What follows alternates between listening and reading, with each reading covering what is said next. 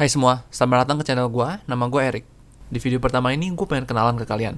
Dan gue mau share juga satu hal yang akan membedakan kalian dalam membangun karir atau life in general. Jadi gue pernah kerja di salah satu big conglomerate group di Indonesia sebagai management trainee. Dan sekarang gue kerja sebagai senior manager di salah satu fintech startup yang beroperasi di 4 negara di Southeast Asia.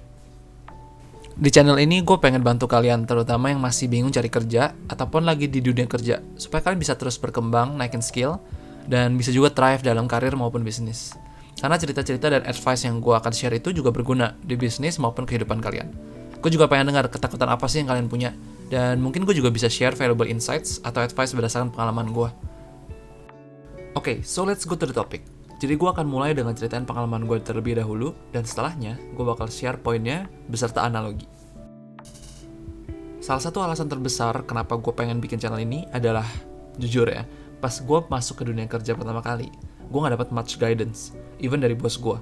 Gue nge-flop project yang dikasih, even gagal presentasi ke depan board of directors. Dan gue juga pernah mess up meetings, dimana itu damage reputation gue.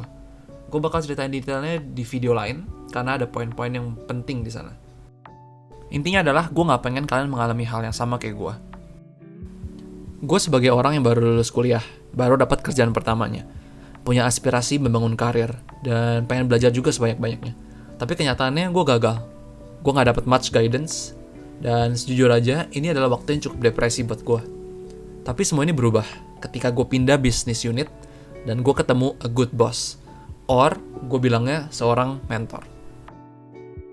Dari mentor ini gue belajar banyak banget, dan gue grow a lot dari soft skill dan juga hard skill. Contoh kayak how to run a meeting, presentasi, gimana cara lakuin analisa yang benar, gimana cara manage stakeholders, dan juga office politics. Mungkin ini adalah beberapa hal yang kalian takutkan, dan kalian gak ngerti cara menghadapinya. Atau bahkan, kalian gak tahu kalian perlu aware hal-hal ini. Di channel ini gue akan bahas semuanya, supaya kalian tahu what to expect, dan apa yang kalian perlu lakukan. Dari pengalaman inilah, gue sadar kalau a good mentor itu penting buat kalian bisa grow dan be more successful. It's called apprenticeship model, di mana kalian punya seorang yang memberikan guidance dan ngajarin kalian. Tapi kalian juga harus tahu, hubungan mentor dan mentee itu hanya work dalam certain condition, which again, gue akan bahas di lain waktu ya. So, mungkin kalian masih ragu, kenapa kita perlu a good mentor? Untuk jawab pertanyaan ini, alasannya simple. Karena kalian nggak tahu what good looks like.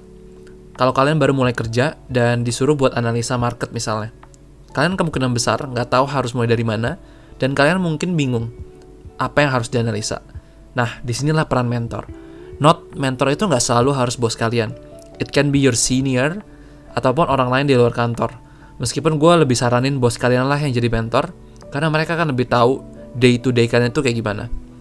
Atau mentor itu sebenarnya bukan orang yang ketemu kalian 1 kali seminggu, terus give you advice. That's not a mentor. That's probably called a friend. So, next question. What is a mentor? Apakah simply kalau kalian punya bos, itu adalah mentor kalian?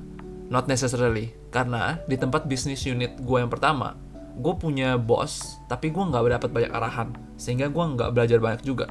Gue yakin kalian juga punya bos, di mana kalian nggak belajar apa-apa, dan nggak berkembang.